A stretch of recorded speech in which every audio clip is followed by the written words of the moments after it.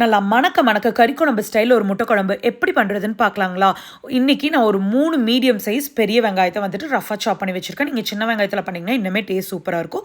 ஒரு சட்டியில் கொஞ்சமாக எண்ணெய், வெங்காயம், 4 பல்லு பூண்டு, ஒரு சின்ன டீஸ்பூன் சீரகம், குழம்புக்கு தேவையான அளவுக்கு கல்லுப்பு இதெல்லாமே போட்டு நல்லா வதங்கினதுக்கப்புறமா உங்கள் காரத்துக்கு இப்போ வரமிளகாத்தூள், ஒரு 2 டேபிள் ஸ்பூன் வந்துட்டு மல்லித்தூள், ஒரு சின்ன டீஸ்பூன் வந்துட்டு கரம் மசாலா, கொஞ்சமாக மஞ்சத்தூள் இதெல்லாமே போட்டு ஒரு 2 மினிட்ஸ்க்கு நல்லா ஓட்டி விட்டுட்டு ஸ்டவ் ஆஃப் பண்ணிட்டு கை நம்ம வந்துட்டு தேங்காய் பூ அதையும் போட்டு நல்லா ஓட்டி விட்டு அதை ஆறுனதுக்கப்புறமா இந்த மாதிரி பேஸ்ட்டாக அரைச்சி எடுத்துக்கோங்க. இப்போ அதே சட்டியில் வந்துட்டு இந்த மிளகா கொட்டிட்டு இந்த குழம்புக்கு தேவையான அளவுக்கு கன்சிஸ்டன்சிக்கு தகுந்த மாதிரி நீங்கள் தண்ணி அப்புறம் உப்பு எல்லாமே செக் பண்ணதுக்கப்புறமா நான் இன்றைக்கி ஒரு 8 முட்டையை வேக வச்சு இந்த மாதிரி கட் பண்ணி எடுத்துருக்கேன். அதையும் போட்டுக்குங்க.